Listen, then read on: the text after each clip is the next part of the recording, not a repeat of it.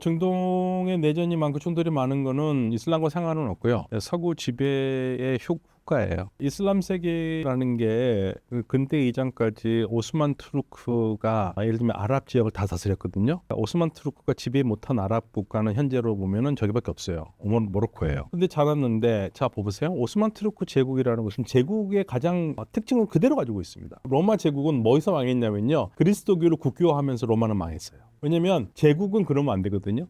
제국은요, 여러 종교, 여러 말, 여러 사람들이 자신의 정체성을 가지고 살고 있고 그거를 이들에게 울타리망이 돼주는 게 제국이에요.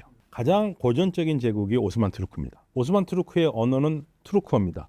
근데 이들은 이 투르크어를 그 누구에도 강요하지 않았어요. 자기네들은 썼지만. 그래서 무슬림이어도 아랍어를 쓰는 무슬림이 있고 튀르크어를 쓰는 무슬림들이 있고 그다음에 교회도 아르메니아 교회가 있었고 이집트의 알렉산드리아 교회가 있었고 다 인식으로 다 다양하게 있고 그들에게 일종의 자치권을 주고 그다음에 이들을 오스만 투르크가 다스리는 제국이에요. 이게 제국인 거거든요. 근데 이 제국의 틀에서 살았는데 이게 언제 무너집니까? 오스만 투르크가 1차 세계대전에서 패배하면서 완전히 무너지잖아요. 그러면서 이 지역에 누가 들어오냐? 영국과 프랑스. 그러면서 이들이 지배를 하면서 자신들의 입맛에 맞게 영토를 긋고 자신들의 말을 잘 듣는 사람들을 정권을 주고 그러면서 국가가 시작됐기 때문에 이들 스스로가 이거를 정리하고 만들어가는 과정이 없었던 거죠. 그러니까 이 혼란은 너무 당연한 거예요. 얼마나 오래 갈지도 모르겠어요. 거기에다가 해결되지 않은 문제들이 있죠. 쿠르드 문제 해결 안 됐습니다. 그다음에 팔레스타인 문제 원흉은 유럽이에요.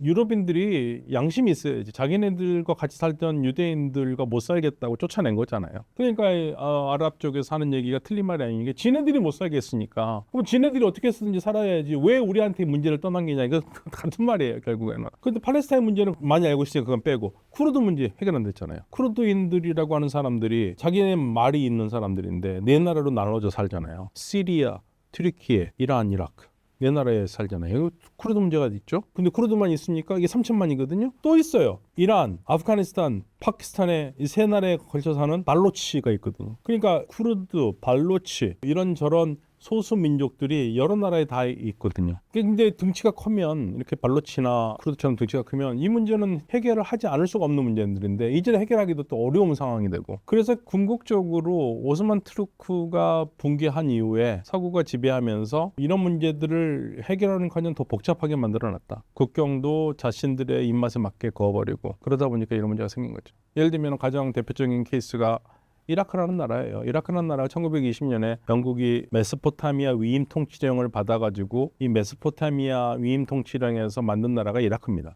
영국이 국경을 다 그었거든요. 이라크라는 나라는 아랍어를 쓰는 사람들과 쿠르드어를 쓰는 사람으로 크게 나눠져 있고 아랍어를 쓰는 사람은 아랍 순니, 아랍 시아로 나눠져 있어요. 이 셋이 사는 곳도 달라요. 그런데 이거를 한 나라로 만들어 버렸으니 문제가 안 될 수가 없죠. 그래서 이쪽 지역은 결국에는 근대 국가로 들어오면서 서구 식민주의의 산물이 그대로 남아있고 스스로가 해결할 시간을 놓쳐버린 거고 그러다 보니까 지금 어떤 면에서는 좋게 보면 스스로가 해결해가는 시간이라고도 볼 수도 있어요.